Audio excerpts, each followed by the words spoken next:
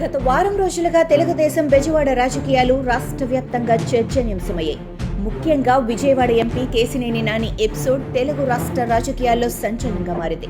నానికి ఈసారి టికెట్ లేదని టీడీపీ అధిష్టానం తేల్చేయడంతో పాటు ఇకపై నియోజకవర్గ రాజకీయాల్లో కూడా ఎక్కువ జోక్యం చేసుకోవద్దని సూచించింది.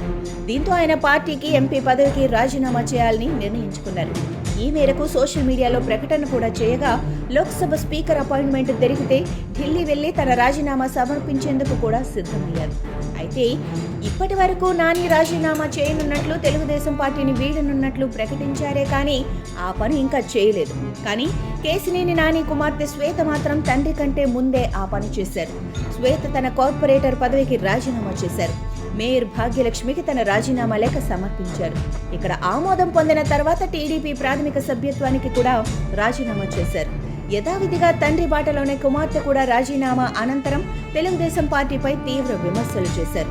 అయితే నాని రాజీనామా వార్తపై పెద్దగా తెలుగుదేశం శ్రేణులు స్పందించలేదు. పార్టీ నిర్ణయాలకు విరుద్ధంగా నాని పనిచేస్తున్నారని, ఎంపీగా పార్లమెంటు పరిధిలోని ఎమ్మెల్యేలు ఇన్ఛార్జీలకు సహకరించడం లేదని చాలా కాలంగా ఆయనపై విమర్శలున్నాయి.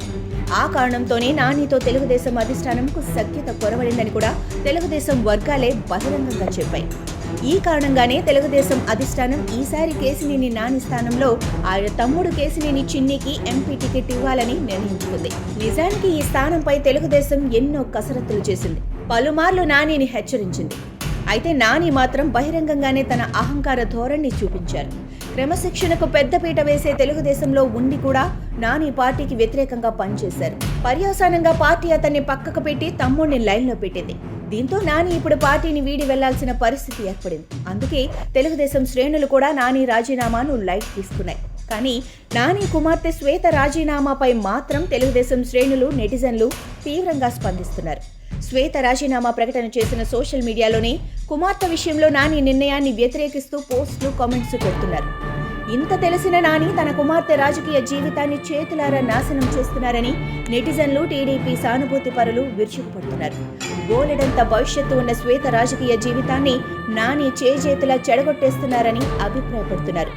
బెజవాడ రాజకీయాలలో చురుకైన యువనేతగా ఉన్న శ్వేత తెలుగుదేశంలో ఉంటే మంచి రాజకీయ భవిష్యత్తు ఉంటుందని, కానీ నాని తన పంతం, పట్టుదల, అహంకారంతో ఆమె రాజకీయ జీవితాన్ని పణంగా పెడుతున్నారని తీవ్రంగా మండిపడుతున్నారు.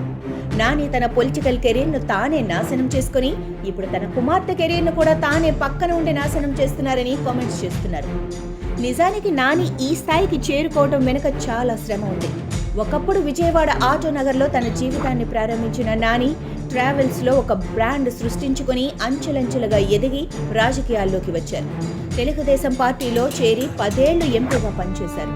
అధికారంలో 5 ఏళ్లు, ప్రతిపక్షంలో 5 ఏళ్లు పనిచేశారు.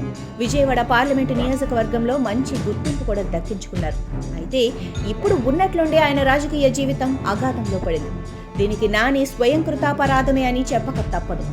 ఇంత జర్నీలో నాని ఎంతో శ్రమపడి ఈ స్థాయికి చేరుకున్నా కేవలం ఒకే ఒక్క తప్పుతో శూన్యంలోకి వెళ్లిపోవాల్సి వచ్చింది. తనతో పాటు తన కుమార్తెను కూడా జీరో స్థాయికి దిగజారేలా తోడు తీసుకెళ్లటం బాధాకరంగా రాజకీయ పరిశీలకులు విశ్లేషిస్తున్నారు. మరి నాని నెక్స్ట్ స్టెప్ ఎలా ఉండబోతుందో, కుమార్తె రాజకీయ ప్రయాణం కోసం నాని ఏమైనా కొత్త మార్గాలు అన్వేషిస్తారా అన్నది వేచి చూడాల్సి ఉంది.